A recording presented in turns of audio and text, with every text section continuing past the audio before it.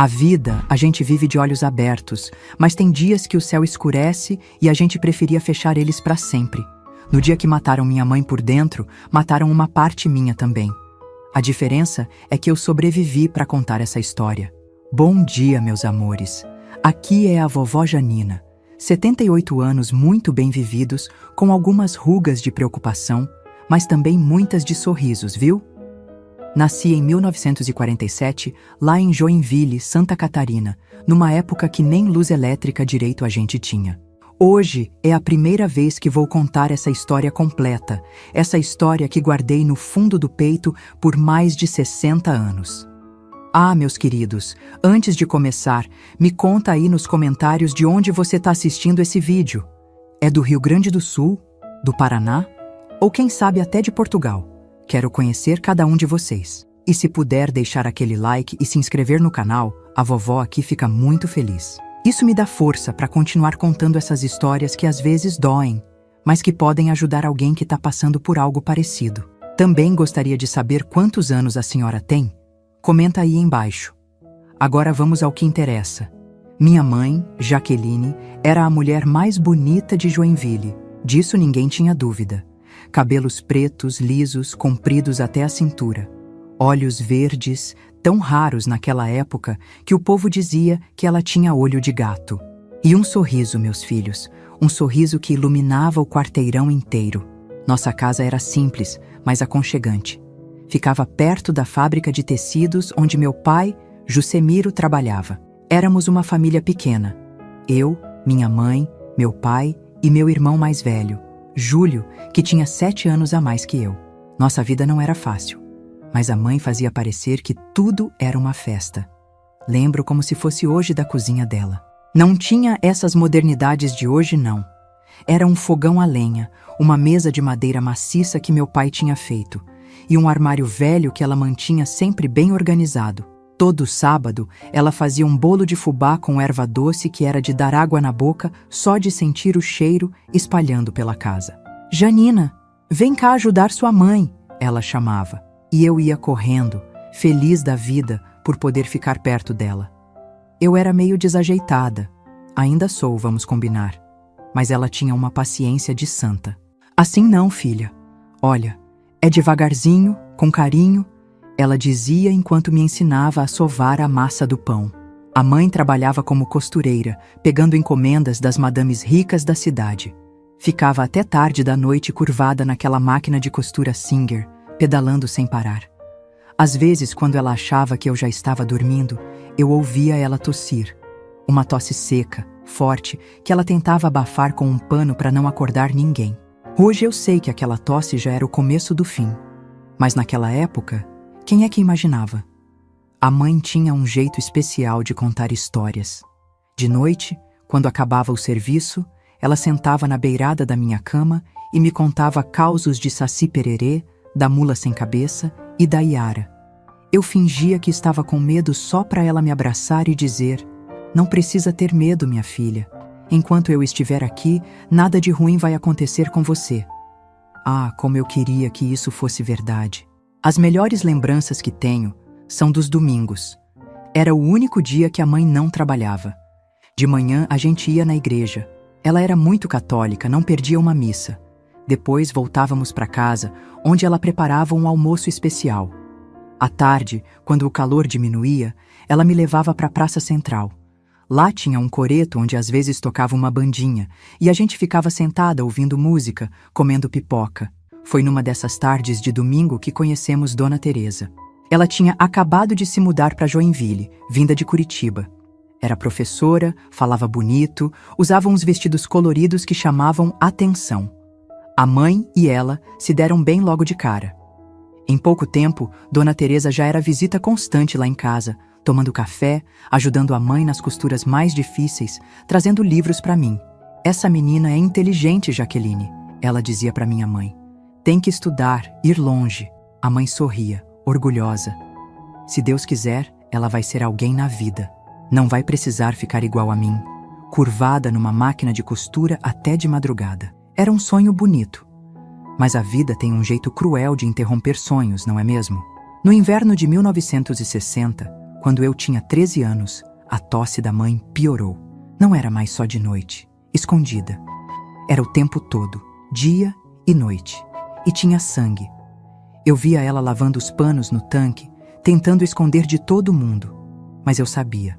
O rosto dela, que sempre foi corado, foi ficando pálido, quase transparente. Os vestidos começaram a ficar largos no corpo, que emagrecia a cada dia. Não é nada, filha, ela dizia quando eu perguntava. É só uma gripe forte que não quer ir embora. Mas não era gripe, era tuberculose. Naquela época, era quase uma sentença de morte, principalmente para quem não tinha dinheiro para tratamento. O pai não queria saber. Vai passar, ele dizia, sem nem olhar direito para ela. Ele nunca foi um homem carinhoso, mas também não era ruim. Pelo menos não até então.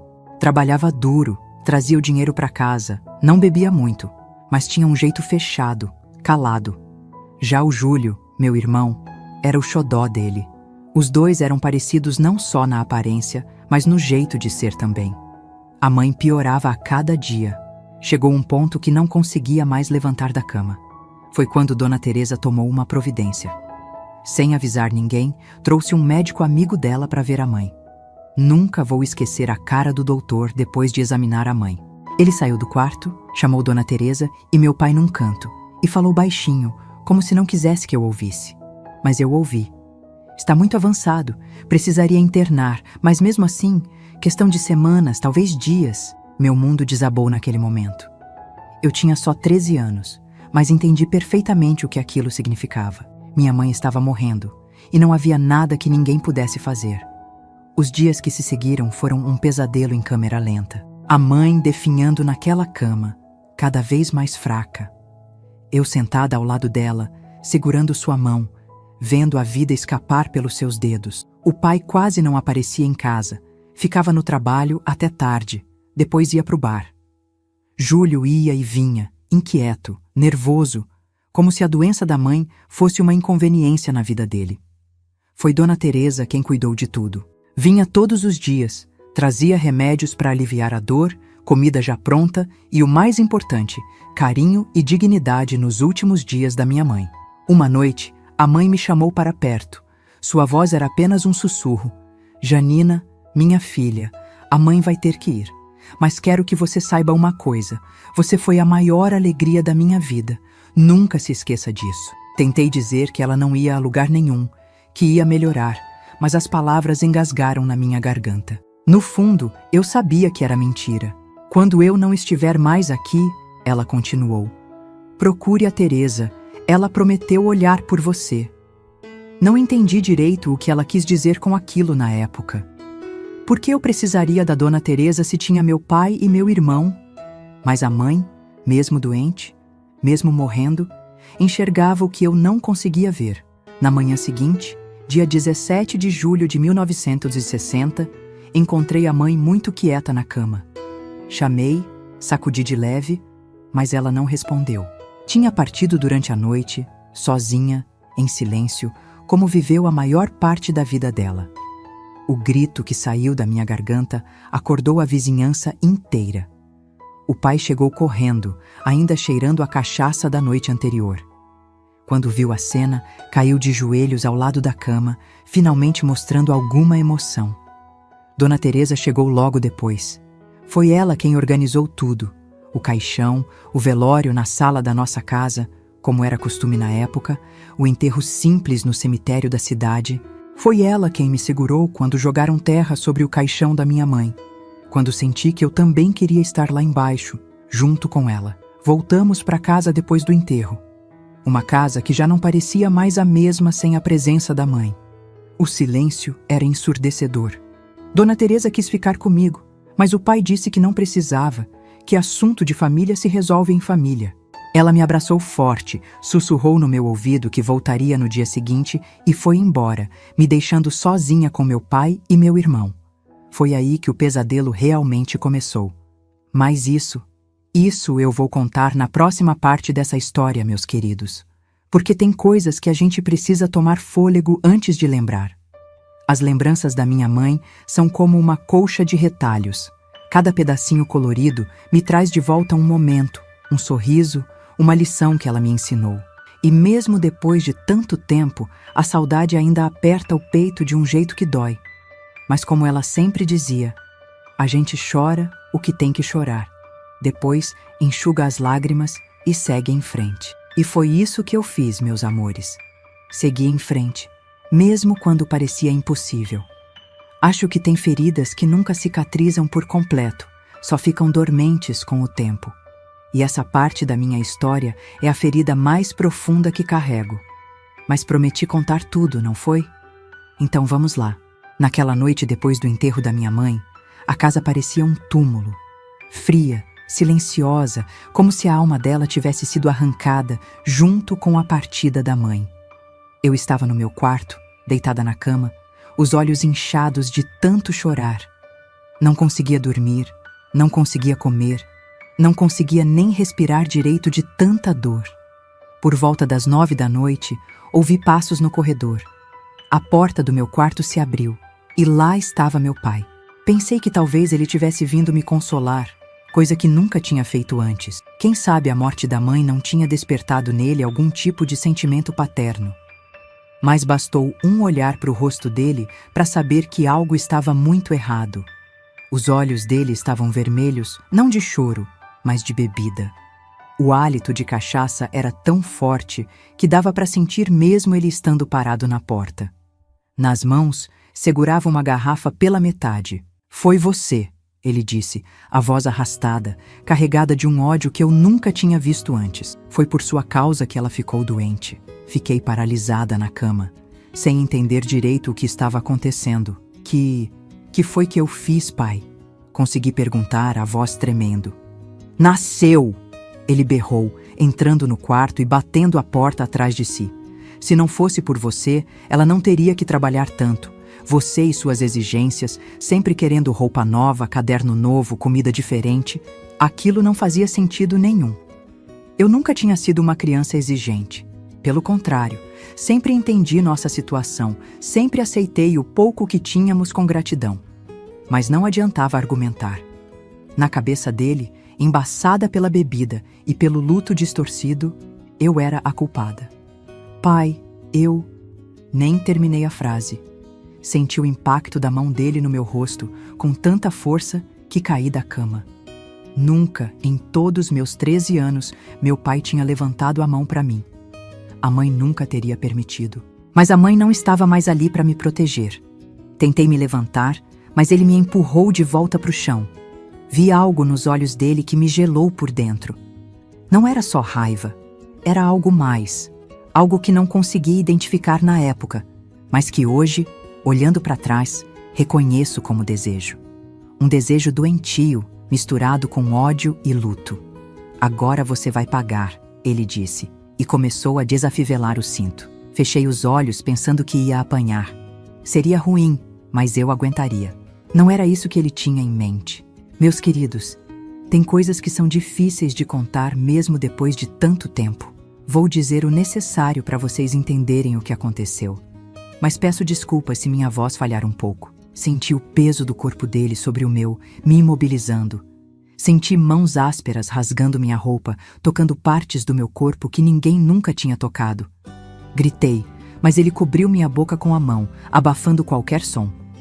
"Cala a boca", ele ordenou. "Ninguém vai te ouvir mesmo." Lutei com toda a força que tinha. Mas o que uma menina de 13 anos podia fazer contra um homem adulto? Fechei os olhos e tentei me transportar para outro lugar, para longe dali, para perto da minha mãe, para qualquer lugar que não fosse aquele quarto, aquele momento. Quando achei que o pesadelo tinha acabado, a porta se abriu de novo. Por um segundo, tive esperança. Talvez algum vizinho tivesse ouvido algo. Talvez fosse Dona Teresa voltando para ver como eu estava. Mas era Júlio, meu irmão mais velho, que eu sempre vi como um protetor, mesmo que distante. Ele ficou parado na porta, olhando a cena. Eu seminua no chão, chorando, o pai se recompondo. "Pai, o que está acontecendo aqui?" Por um breve momento, pensei que ele fosse me ajudar, que fosse parar aquela loucura, chamar a polícia, fazer qualquer coisa. O pai olhou para ele, depois para mim, e disse algo que nunca vou esquecer. "Ela matou sua mãe, Júlio. Essa peste matou sua mãe. Vi o rosto do meu irmão se transformar. A confusão inicial deu lugar a uma raiva que espelhava a do meu pai. Ele olhou para mim não como se eu fosse sua irmã caçula, mas como se eu fosse um demônio que tinha tirado dele a pessoa que mais amava no mundo. É verdade, ele disse, a voz carregada de ódio. Se não fosse por você, ela ainda estaria aqui. O que aconteceu depois é como um filme de terror passando em câmera lenta na minha memória. Os dois, pai e filho, unidos não pelo amor, mas pelo ódio direcionado a mim. Unidos pela dor da perda que não sabiam como processar e que decidiram descontar no alvo mais fácil, mais vulnerável. Eu. Revezaram-se no meu corpo como se eu não fosse nada, como se eu não fosse humana, como se eu não fosse filha e irmã. A dor física era insuportável, mas pior ainda era a dor de ser traída pelas pessoas que deveriam me proteger. Em algum momento, perdi a consciência. Talvez tenha sido um mecanismo de defesa da minha mente, incapaz de processar tanto horror. Quando acordei, estava sozinha no quarto. Pela janela, vi que já era de manhã. Meu corpo todo doía. Havia sangue no lençol, na minha roupa rasgada, nas minhas coxas. Tentei me levantar, mas não consegui. Cada movimento era uma agonia. Ouvi vozes vindas da cozinha. Eles estavam tomando café como se nada tivesse acontecido. Como se não tivessem destruído a vida de uma criança na noite anterior. Arrastei-me até o banheiro, me limpei como pude com água fria, coloquei um vestido limpo que mal conseguia abotoar de tão trêmulas que estavam minhas mãos. Depois, voltei para o quarto e me deitei de novo. Não sabia o que fazer, para onde ir, a quem recorrer. Foi nesse estado que passei os 2 dias seguintes, deitada, imóvel, alternando entre a consciência e a inconsciência, entre lágrimas silenciosas e um vazio que parecia não ter fim. Não comi, quase não bebi água. Só ficava olhando para o teto, desejando morrer, desejando que aquela dor insuportável acabasse de alguma forma. Eles saíam de manhã e só voltavam à noite. Me deixavam sozinha o dia todo, como se eu fosse um objeto quebrado que não valia a pena consertar. Às vezes, ouvia o pai passar pelo corredor, parar na porta do meu quarto, depois seguir em frente. Tremia de medo só de pensar que ele pudesse entrar de novo. No 3º dia após o enterro da mãe, ouvi uma batida na porta da frente. Era de manhã. Pai e Júlio já tinham saído para o trabalho. Não respondi.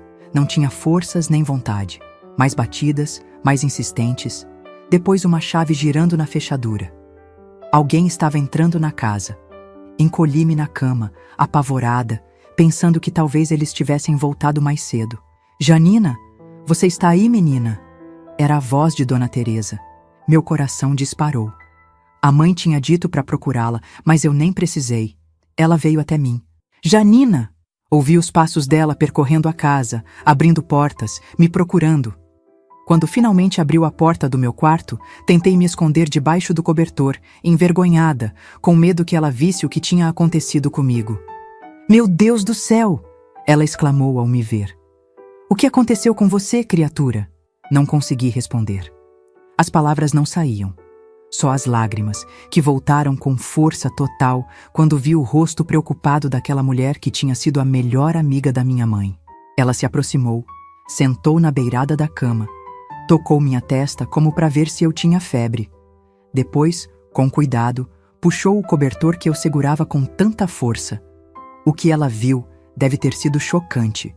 Os hematomas nos meus braços, no meu rosto, o vestido mal abotoado revelando mais marcas no meu peito. O lençol manchado de sangue que eu não tive forças para trocar. Quem fez isso com você? Ela perguntou, a voz tremendo de raiva e horror. Foi seu pai? Foi Júlio? Fiz que sim com a cabeça, incapaz de dizer as palavras em voz alta. Os dois? Ela insistiu, precisando entender a extensão do horror. Fiz que sim de novo, e vi lágrimas nos olhos dela. Lágrimas de raiva, de tristeza, de impotência. Sua mãe temia que isso pudesse acontecer. Ela disse baixinho, mais para si mesma do que para mim. Por isso me pediu para olhar por você. Por isso me deu uma cópia da chave. Ela conhecia aqueles dois melhor do que ninguém. Foi como se um raio de compreensão tivesse me atingido. A mãe sabia. De alguma forma, ela sabia do que pai e Júlio eram capazes. Talvez tivesse visto sinais que eu, na minha inocência de criança, não conseguia enxergar. E em seus últimos momentos de vida, seu maior medo não era morrer, mas o que aconteceria comigo depois que ela se fosse. Vamos sair daqui agora mesmo, Dona Teresa decidiu, já se levantando. Eles vão voltar no fim do dia? Fiz que sim, encontrando forças para finalmente falar. Por favor, não me deixa sozinha. Nunca mais, ela prometeu, segurando minhas mãos. Nunca mais você vai ficar sozinha com eles. Vou cuidar de você como prometi para sua mãe. Ela me ajudou a levantar, a tomar um banho, a colocar roupas limpas. Pegou algumas poucas coisas minhas. Roupas, o retrato da minha mãe que ficava na mesinha de cabeceira, meus documentos que a mãe guardava numa caixinha. Vamos para minha casa agora, ela disse enquanto me apoiava pro lado de fora. Lá você vai poder descansar, se recuperar. Depois decidimos o que fazer. Mal sabia eu que aquele era apenas o começo de uma jornada muito mais longa. Que sair daquela casa era só o primeiro passo para escapar do inferno que meu pai e meu irmão tinham criado. Que a dor que sentia no corpo não era nada comparada à batalha que teria pela frente para curar as feridas invisíveis que aquela noite tinha deixado na minha alma. Mas naquele momento, caminhando devagar pelas ruas de Joinville, apoiada em Dona Teresa, sentindo o sol no rosto pela primeira vez em dias, só conseguia pensar uma coisa. Mãe, você continua cuidando de mim, mesmo aí de cima. A casa de Dona Teresa ficava do outro lado da cidade, num bairro mais afastado. Era uma casinha simples, pintada de amarelo, com uma cerca de madeira na frente e um jardim pequeno, mas bem cuidado. Tão diferente da minha casa, que sempre foi escura e triste, principalmente depois que a mãe adoeceu. Aqui você vai ficar segura, ela me disse enquanto abria a porta. Ninguém vai te machucar mais. Entrei apoiada nela, ainda sentindo dores por todo o corpo. Dentro da casa, tudo era limpo e organizado. Havia livros por toda parte, nas estantes, empilhados em mesinhas, até no parapeito das janelas. Dona Teresa era professora, e aquilo se refletia em cada canto daquele lar. Me acomodou no quarto de hóspedes, que tinha uma cama de solteiro com colcha florida e uma janela que dava para o jardim dos fundos, onde um pé de jabuticaba carregado de frutas balançava com a brisa. Ajeitou os travesseiros para que eu ficasse confortável e disse que ia preparar algo para eu comer. Fiquei olhando para o teto, tentando organizar os pensamentos. Será que meu pai e Júlio viriam me procurar? Será que ficaríamos seguras ali? O que aconteceria comigo agora que não tinha mais família? Dona Teresa voltou com uma bandeja.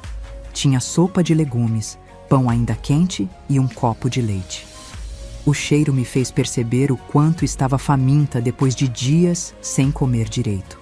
Precisamos levar você ao médico, ela disse enquanto eu comia devagar. Essas marcas no seu corpo precisam ser documentadas. Parei de comer, o pânico me dominando. Não quero que ninguém saiba, sussurrei. Tenho vergonha. Ela segurou minha mão com carinho. Janina, o que aconteceu com você não foi sua culpa. A vergonha não é sua, é deles. Mas se quisermos que eles paguem pelo que fizeram, precisamos de provas. Pagar? Eu nem tinha pensado nisso ainda. Na minha cabeça, só conseguia pensar em fugir, em me esconder. A ideia de enfrentar meu pai e meu irmão, de contar para outras pessoas o que tinham feito comigo, parecia mais assustadora do que qualquer coisa. Tenho medo, confessei, as lágrimas voltando aos meus olhos. E se ninguém acreditar em mim? E se eles vierem atrás de nós? Dona Teresa respirou fundo. Vi que ela também estava com medo, mas tentava se manter forte por minha causa. Vamos fazer assim, ela propôs. Primeiro, vou te levar ao médico. Um amigo meu, Dr. Eugênio, que é discreto e de confiança. Ele vai te examinar, fazer um registro das lesões. Depois, dependendo do que ele disser, decidimos os próximos passos. Concordei com a cabeça, sem energia para argumentar. Terminei de comer em silêncio, pensando na mãe, desejando que ela estivesse ali para me abraçar e dizer que tudo ficaria bem. Naquela mesma tarde, Dona Teresa me levou ao consultório do Dr. Eugênio. Era um senhor de cabelos grisalhos e olhar bondoso, que me tratou com tanto respeito e delicadeza que me fez chorar de novo. Ele me examinou, Fez anotações, tirou algumas fotografias das marcas no meu corpo, com minha permissão e sempre com Dona Teresa presente. Quando terminou, pediu para falar com Dona Teresa em particular. Fiquei esperando na sala de exames, enrolada num lençol hospitalar, sentindo frio apesar do calor da tarde. Não sei exatamente o que conversaram, mas quando voltaram, Dona Teresa tinha uma expressão determinada no rosto. Dr. Eugênio me explicou que eu teria que tomar alguns remédios para prevenir doenças e uma gravidez indesejada. A palavra gravidez me atingiu como um soco. Eu nem tinha pensado nessa possibilidade ainda, tão mergulhada estava na dor imediata. Voltamos para a casa dela em silêncio. Minha cabeça rodava com pensamentos confusos, com medo do futuro, com saudade da mãe. Já estava escurecendo quando chegamos.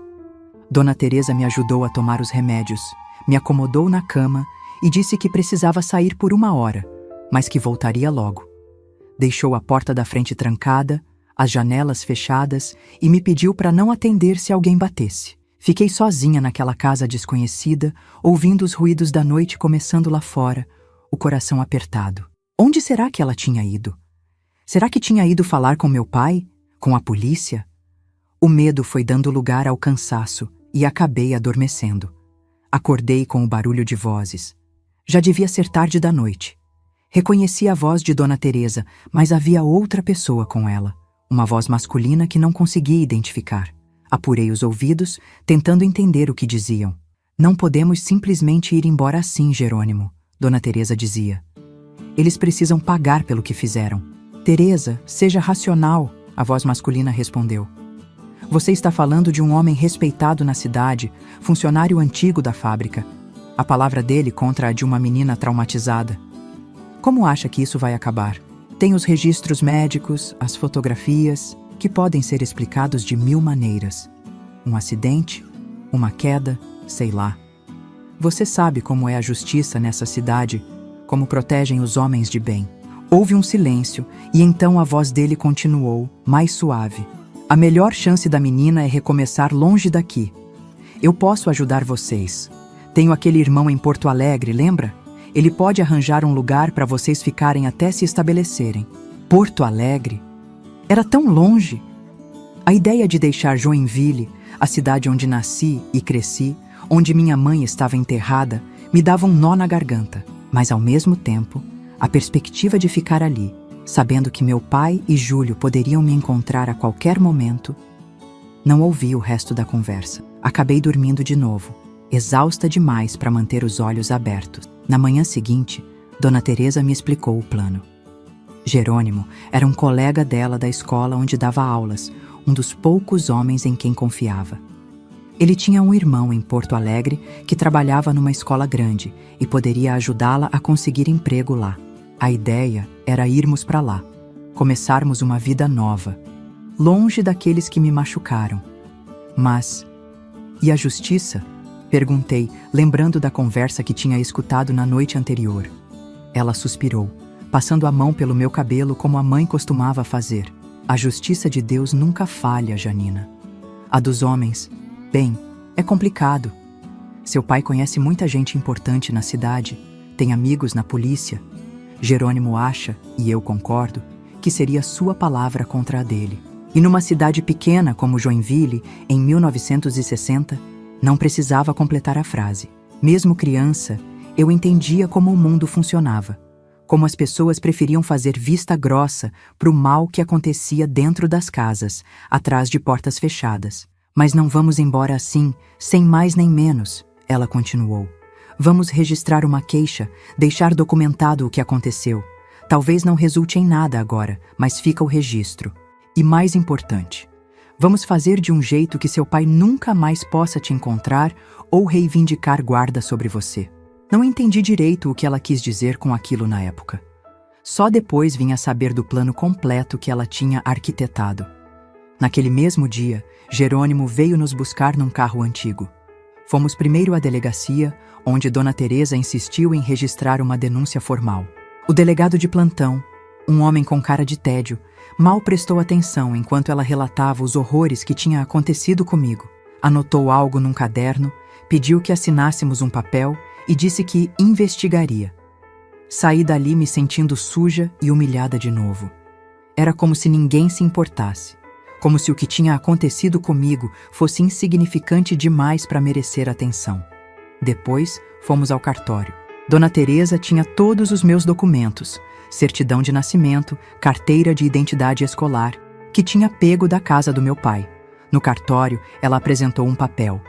É uma autorização que sua mãe assinou antes de morrer, ela me explicou, dando a mim a guarda provisória de você, caso algo acontecesse com ela. Fiquei surpresa. Não sabia que a mãe tinha feito isso, mas fazia sentido. Ela sempre se preocupou em me proteger, mesmo sabendo que não estaria mais aqui. O tabelião examinou o documento, carimbou, pediu que Dona Teresa assinasse alguns papéis e assim, oficialmente, me tornei responsabilidade legal dela. Não era uma adoção completa, isso viria mais tarde, mas era o suficiente para impedir que meu pai me reclamasse de volta. Nossa última parada foi no cemitério. Precisava me despedir da mãe antes de partir. Ficamos ali, diante da lápide simples onde se lia Jaqueline Silva, 1929-1960, amada mãe, por quase 1 hora. Chorei todas as lágrimas que ainda tinha. Conversei em silêncio com ela. Prometi que seria forte, que sobreviveria, que faria tudo o que ela tinha sonhado para mim. Quando finalmente voltamos para o carro, já estava anoitecendo. Jerônimo parecia ansioso. Precisamos ir, ele insistiu. Já passamos o dia todo circulando pela cidade. Se o pai dela começar a procurar, não vai demorar a descobrir que vocês estiveram aqui. Dona Teresa concordou. Entramos no carro e enquanto deixávamos Joinville para trás, senti um misto de alívio e tristeza. Estava deixando para trás não só o horror dos últimos dias, mas também todas as memórias boas da minha infância, os lugares que conhecia, a cidade onde minha mãe descansava. A viagem até Porto Alegre levaria quase um dia inteiro. Recostei a cabeça no ombro de Dona Teresa e fechei os olhos, exausta. Pela janela do carro, as luzes de Joinville iam ficando cada vez mais distantes, até desaparecerem completamente no horizonte. Uma nova vida começava para mim. Uma vida sem minha mãe, mas também sem o terror que meu pai e meu irmão representavam. Uma vida de incertezas, mas também de possibilidades. Vai ficar tudo bem, Dona Teresa sussurrou, como se lesse meus pensamentos. Estamos juntas agora. Mal foi com essa promessa que adormeci, enquanto o carro nos levava para longe de tudo que eu conhecia, em direção a um futuro que eu nem conseguia imaginar ainda.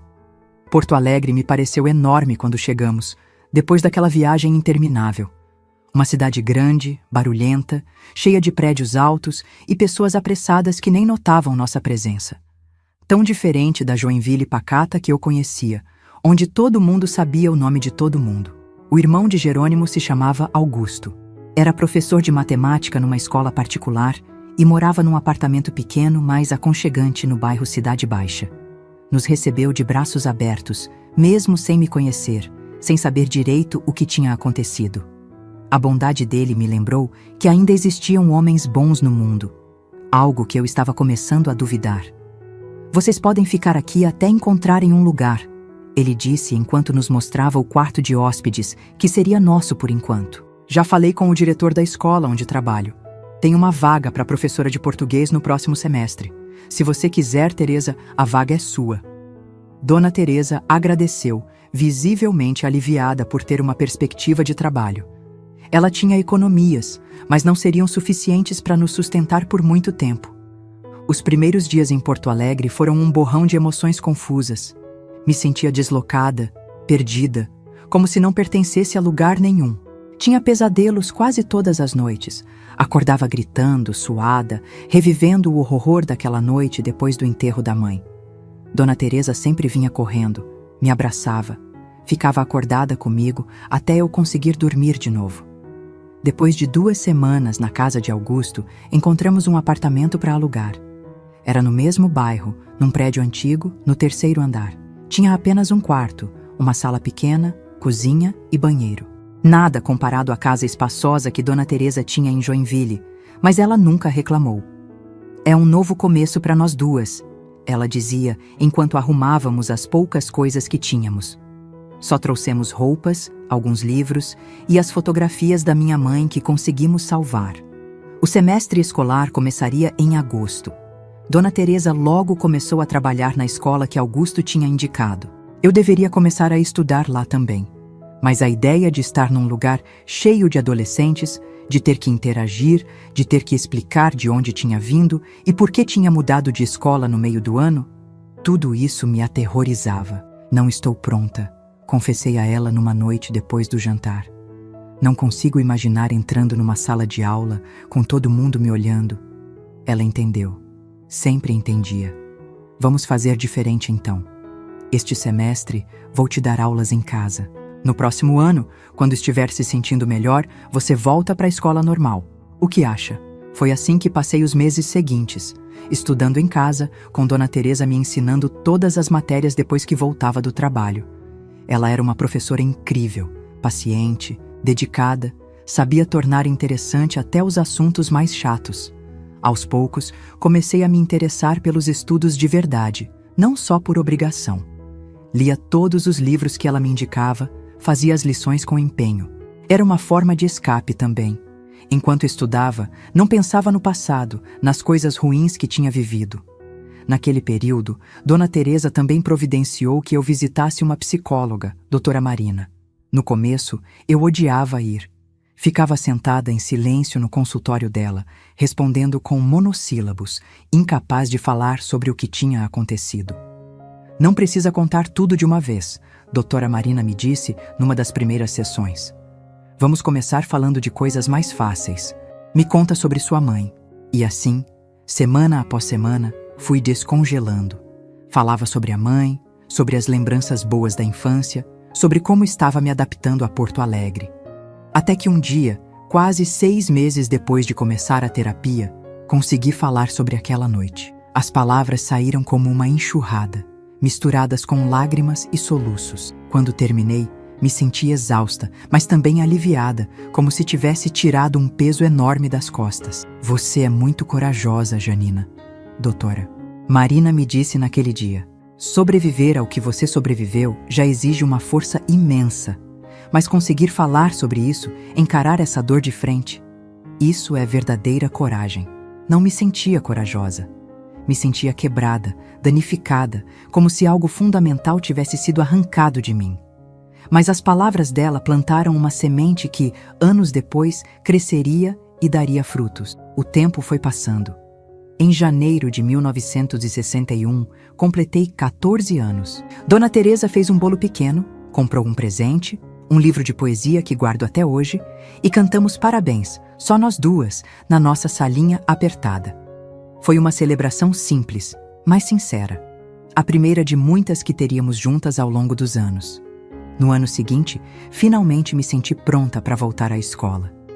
Entrei no 8º ano, na mesma escola onde Dona Teresa dava aulas.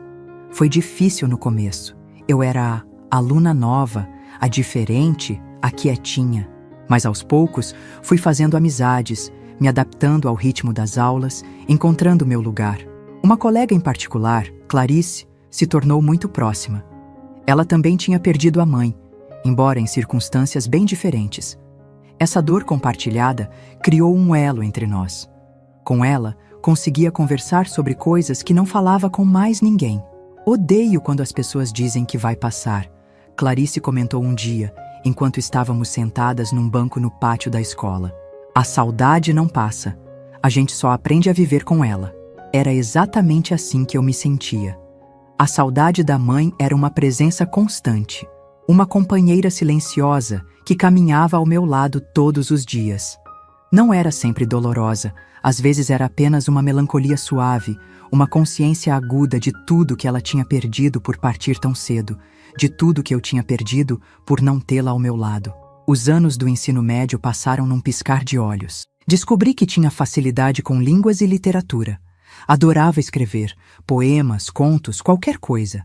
Era uma forma de expressão, de colocar para fora sentimentos que nem sempre conseguia verbalizar. Quando chegou a hora de decidir o que fazer depois da escola, não tive dúvidas. Queria ser professora, como Dona Teresa. Queria fazer pela vida de outras crianças o que ela tinha feito pela minha. abrir portas, mostrar caminhos, ser um porto seguro.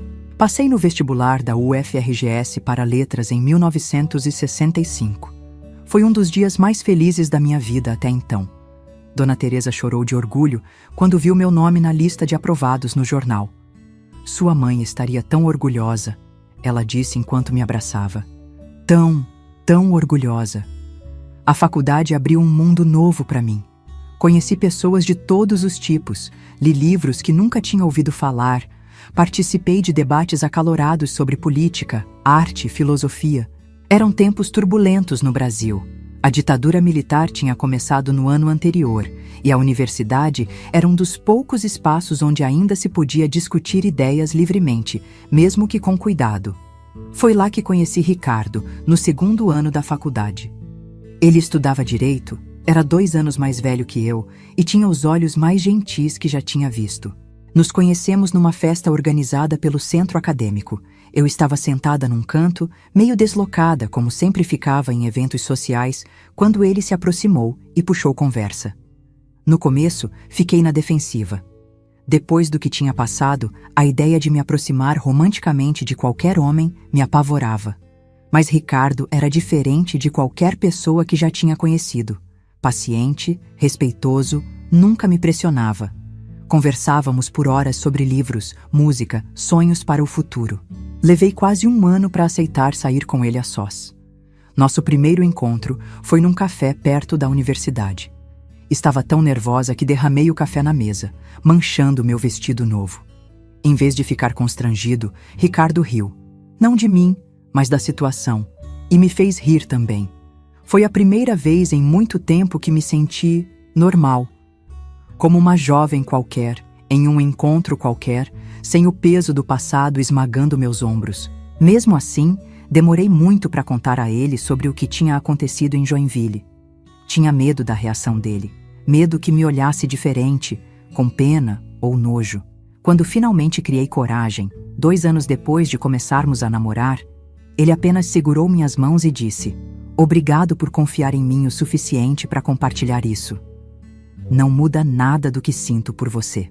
Naquele momento, soube que tinha encontrado alguém especial. Nos formamos em 1969. Eu em letras, ele em direito. Casamos no ano seguinte, numa cerimônia pequena na igreja do bairro. Dona Teresa, que a essa altura eu já chamava de mãe, chorou durante toda a cerimônia. "2 mães te abençoam hoje", ela me disse. Eu, daqui, e Jaqueline, lá de cima. Ricardo começou a trabalhar num escritório de advocacia especializado em direitos humanos, um trabalho arriscado durante a ditadura, mas que ele fazia com paixão e convicção. Eu consegui um emprego como professora numa escola estadual, realizando o sonho que tinha desde a adolescência. Nosso primeiro filho, Eduardo, nasceu em 1972. Quando o segurei nos braços pela primeira vez, senti um amor tão grande que quase não cabia no peito. Mas também senti medo. Como seria como mãe, sem ter tido o exemplo da minha própria por tanto tempo? Será que saberia protegê-lo, criá-lo direito, dar todo o amor que ele merecia?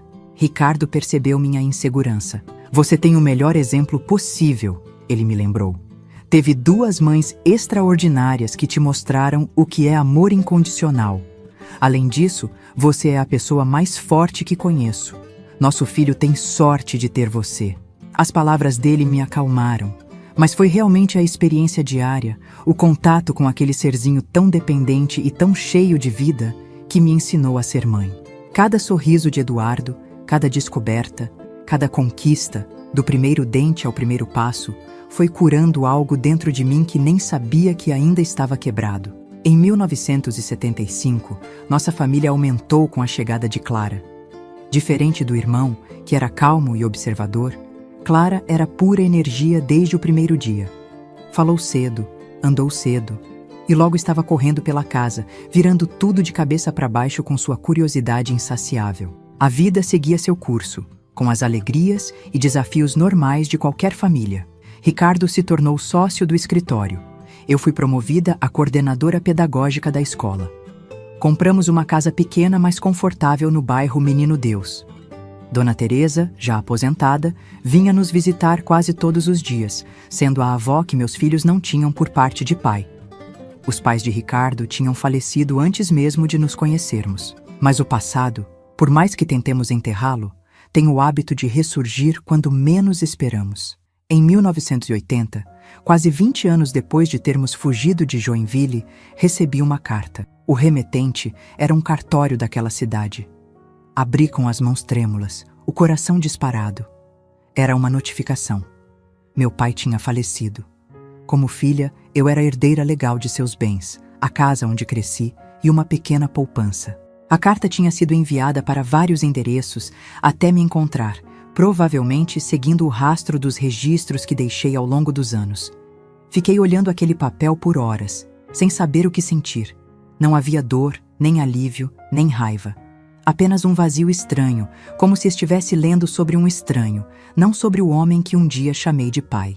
O homem que destruiu minha infância numa única noite de ódio e loucura. "O que você quer fazer?" Ricardo perguntou quando contei a ele. "Não quero nada que venha dele", respondi sem hesitar. Nada. No dia seguinte, escrevi uma carta renunciando formalmente à herança. Não queria aquela casa, aquelas memórias, aquele dinheiro. Não queria nenhuma conexão com aquele homem ou com o passado que tinha deixado para trás há tanto tempo. A carta mencionava que meu irmão, Júlio, tinha morrido anos antes, num acidente de carro.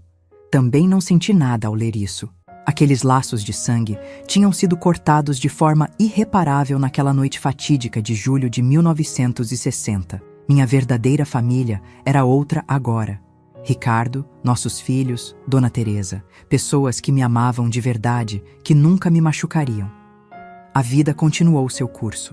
As crianças cresceram, a ditadura acabou, o país mudava a passos lentos. Em 1990, Dona Teresa teve um derrame. Cuidei dela como ela tinha cuidado de mim tantos anos antes, com amor, paciência, dedicação. Ela partiu serenamente 2 anos depois, segurando minha mão, me chamando de filha até o último suspiro. Enterrá-la foi como perder minha mãe pela segunda vez. Mas diferente da primeira vez, quando fiquei sozinha com minha dor, agora tinha uma família inteira me apoiando, me amparando, me lembrando que o amor que ela me deu continuaria vivo em mim, nos meus filhos e um dia nos filhos deles. E foi assim que, ao longo de décadas, fui construindo uma vida que jamais imaginei que teria naquela noite escura em Joinville. Uma vida com dores e cicatrizes, sim. Algumas que nunca desapareceram completamente, mas também com muito amor, muita alegria, muitas conquistas. Uma vida que só foi possível porque uma mulher corajosa e determinada cumpriu a promessa que fez à minha mãe. Uma vida que construí passo a passo, tijolo por tijolo, transformando o trauma em força, a dor em compaixão, o medo em coragem. Sabe, meus queridos, quando a gente sofre um trauma muito grande na infância, parece que a vida fica dividida em 2 pedaços, antes e depois daquele momento. Por muito tempo, achei que seria para sempre definida por aquela noite terrível, que carregaria aquela ferida aberta pelo resto da vida. Mas o tempo é um remédio poderoso. E o amor, o amor é o melhor curador que existe. Quando meus filhos entraram na adolescência, comecei a sentir um medo diferente. Eduardo, com 13 anos, me lembrava tanto da idade que eu tinha quando perdi minha mãe. Quando tudo desmoronou, comecei a ter pesadelos de novo, a ficar ansiosa, super protetora. "Você não vai deixá-lo respirar desse jeito", Ricardo me alertou com gentileza uma noite, depois que eu tinha ligado 3 vezes para a casa do amigo onde Eduardo estava estudando. "Nossos filhos não estão vivendo a mesma história que você viveu." Ele estava certo, claro. Mas o medo não obedece à lógica. Foi quando decidi voltar à terapia, depois de tantos anos. Precisava resolver esse nó dentro de mim, esse medo irracional de que meus filhos pudessem sofrer o mesmo que sofri. A nova terapeuta, diferente da doutora Marina da minha adolescência, trabalhava com uma abordagem mais direta. "Você está punindo seus filhos pelos crimes do seu pai", ela me disse numa das primeiras sessões. "Está privando eles da liberdade e das experiências normais da idade por causa do seu medo." Aquilo me atingiu como um raio. Era exatamente o que estava fazendo. E não era justo com eles. "Como posso superar isso?", perguntei. desesperada por uma solução, reconhecendo que sua história não é o destino deles, que você quebrou o ciclo, que o lar que você e Ricardo construíram é seguro, amoroso, saudável. Foi um processo lento, doloroso às vezes, mas libertador. Comecei a soltar as rédeas aos poucos. Deixava Eduardo ir sozinho para a escola, permitia que Clara dormisse na casa das amigas. Cada pequena independência que eu concedia a eles era também um presente para mim mesma, a libertação gradual do medo que me aprisionava. Em 1992, tomei uma decisão que mudaria o rumo da minha vida profissional. Depois de mais de 20 anos como professora e coordenadora, resolvi voltar à universidade para fazer mestrado em educação. Ricardo me apoiou incondicionalmente, como sempre. Nunca é tarde para seguir sonhos, ele dizia. Aos 45 anos, voltei a ser estudante. Foi estranho no começo, sendo uma das alunas mais velhas da turma, mas logo me adaptei. Minha dissertação foi sobre o impacto do trauma infantil no desenvolvimento educacional, um tema que conhecia intimamente, não apenas pelos livros, mas pela própria experiência. Foi durante a pesquisa para o mestrado que tive uma epifania.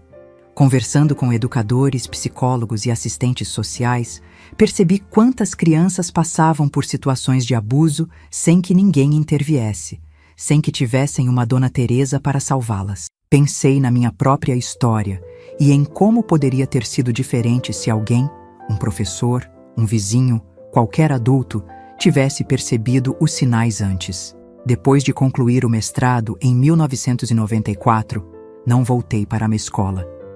Em vez disso, comecei a trabalhar com a Secretaria Municipal de Educação, desenvolvendo programas de capacitação para professores identificarem sinais de abuso e violência doméstica. Era um trabalho que me apaixonava, que dava propósito para toda a dor que tinha vivido. Você transformou sua ferida em uma missão. Ricardo comentou orgulhoso depois de me assistir conduzindo um workshop para diretores de escolas municipais. Mas não era só no trabalho que encontrei propósito. Minha maior realização, meu maior orgulho, era minha família. Ver meus filhos crescerem saudáveis, seguros, amados, era a prova viva de que tinha conseguido quebrar o ciclo de violência, de que o passado não precisava determinar o futuro. Eduardo se formou em medicina em 1996. Ver meu filho de jaleco branco, pronto para cuidar e curar outros, me encheu de um orgulho que nem consigo descrever. Clara escolheu um caminho diferente. Sempre artística e criativa, decidiu estudar cinema e se tornou documentarista. Seus filmes sobre temas sociais ganharam prêmios em festivais pelo Brasil.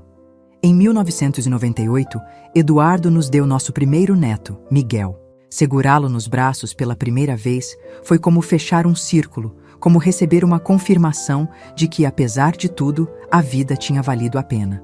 "Vó, conta a história", ele pedia quando começou a falar. E eu contava. Histórias inventadas, contos de fadas, lendas brasileiras. As mesmas histórias que minha mãe Jaqueline me contava, que Dona Teresa continuou contando e que agora eu passava adiante, mantendo viva essa corrente de amor que atravessava gerações. Clara me deu mais 2 netos, as gêmeas Luísa e Teresa, nascidas em 2003. Sim, uma delas recebeu o nome daquela mulher extraordinária que salvou minha vida. Quando Clara me contou que estava grávida de gêmeas e que uma delas se chamaria Teresa, chorei como não chorava há anos. "Ela merece essa homenagem", Clara explicou. "Sem ela, eu nem existiria." Era verdade. Sem a coragem e determinação de Dona Teresa, eu provavelmente não teria sobrevivido àqueles dias terríveis. Não teria conhecido Ricardo, não teria tido meus filhos, não estaria aqui hoje contando essa história para vocês. Em 2005, Ricardo foi diagnosticado com câncer de pâncreas. Foi como se o chão sumisse debaixo dos meus pés. Ele, que sempre tinha sido meu porto seguro, minha rocha, agora precisava que eu fosse forte por nós dois. A batalha durou quase 2 anos. Quimioterapia, radioterapia, cirurgias. Lutamos com todas as armas disponíveis. Nos revezávamos no hospital. Eu, Eduardo, Clara, até os netos mais velhos. Não deixamos ele sozinho nem por 1 minuto. "Você não desistiu de viver depois de tudo que passou", ele me disse numa noite no hospital, durante uma de suas raras melhoras. Me ensinou que sempre podemos recomeçar, não importa o quão difícil pareça. Agora estou tentando lembrar dessa lição, mas algumas batalhas não podemos vencer, por mais que lutemos. Ricardo partiu em uma manhã de junho de 2007, em casa, como tinha pedido, segurando minha mão e com os filhos ao redor. Sua última palavra foi meu nome.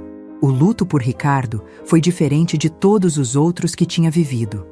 Não tinha o horror que acompanhou a perda da minha mãe, nem a complexidade emocional quando soube da morte do meu pai, nem mesmo a tristeza profunda, mas serena, da partida de Dona Teresa. Era uma dor limpa, pura, nascida de um amor que tinha durado quase 4 décadas. Um amor que tinha me curado, me transformado, me permitido ser a pessoa que eu poderia ter sido se o trauma não tivesse interrompido minha infância. Nos meses que se seguiram, encontrei conforto nos meus filhos, nos meus netos, no trabalho que continuava a fazer. Aos poucos, fui aprendendo a viver sem Ricardo, a carregar ele no coração sem que a ausência física fosse uma dor constante. Em 2010, aos 63 anos, me aposentei oficialmente. Mas não parei de trabalhar. Comecei a dar palestras em escolas, universidades, centros comunitários. Falava sobre educação, sobre sinais de abuso, sobre a importância de adultos atentos na vida de crianças vulneráveis. Não contava minha história pessoal, ainda não estava pronta para isso. Mas tudo o que dizia era informado por ela. Nesse mesmo ano, Clara me surpreendeu com um presente que mudaria minha vida de novo. Mãe, quero fazer um documentário sobre Dona Teresa. Ela anunciou durante um almoço de domingo. Sobre mulheres como ela, que salvam vidas silenciosamente, sem reconhecimento. A ideia me emocionou profundamente. Dona Teresa merecia ser lembrada, celebrada. Sua coragem e bondade mereciam ser conhecidas pelo mundo. O documentário, Anjos Invisíveis, foi lançado em 2012 e ganhou vários prêmios. Contava a história de 5 mulheres que, como Dona Teresa, tinham arriscado tudo para proteger crianças em situação de risco. Minha história estava lá, contada não por mim, mas por Clara, com respeito e sensibilidade. Foi a primeira vez que pessoas fora do círculo familiar mais íntimo souberam o que tinha acontecido comigo em Joinville, tantos anos atrás. Depois do lançamento, algo inesperado aconteceu. Comecei a receber cartas, e-mails, mensagens de pessoas que tinham visto o documentário e se identificado com minha história. Mulheres e homens que tinham passado por situações semelhantes, que carregavam cicatrizes parecidas, que queriam compartilhar suas experiências, suas jornadas de cura. Foi avassalador no começo. Não estava preparada para aquela enxurrada de emoções, para o peso de tantas histórias dolorosas. Mas aos poucos, percebi que aquilo também era um presente. Uma oportunidade de transformar minha experiência em algo que pudesse ajudar outros, assim como o trabalho que já fazia, mas de uma forma mais direta, mais pessoal. Comecei a responder cada mensagem individualmente. Depois, aceitei convites para participar de grupos de apoio, para compartilhar minha história em encontros de sobreviventes. Era doloroso, às vezes, reviver aquelas memórias, mas também incrivelmente libertador. Você salvou minha vida hoje, me disse uma jovem de 20 anos após um desses encontros. Achei que nunca seria possível ter uma vida normal depois do que passei. Mas olhando para você, vendo tudo que construiu, percebo que é possível. Aquelas palavras me emocionaram profundamente. Percebi que minha história de dor tinha se transformado em uma história de esperança para outros. Que o legado de Dona Teresa continuava vivo não apenas nos meus filhos e netos, mas em cada pessoa que encontrava força na minha jornada para continuar a própria. Em 2015, aos 68 anos, escrevi um livro. Não era uma autobiografia completa, mas um relato da minha experiência como sobrevivente e do trabalho que tinha desenvolvido ao longo das décadas. Depois da tempestade, se tornou um pequeno fenômeno, traduzido para várias línguas, usado em cursos de psicologia e serviço social.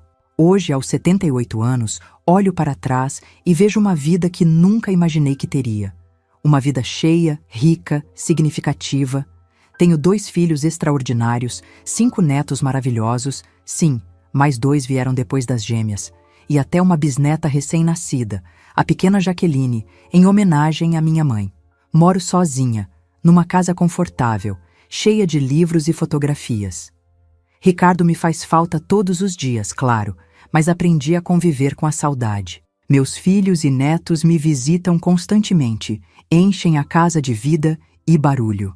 A menina quebrada de Joinville, que achava que nunca mais seria inteira, construiu uma vida plena, uma família amorosa, um legado de proteção e cuidado. Não apesar do trauma, mas transformando-o em força, em propósito, em amor. Nunca voltei a Joinville, não quis.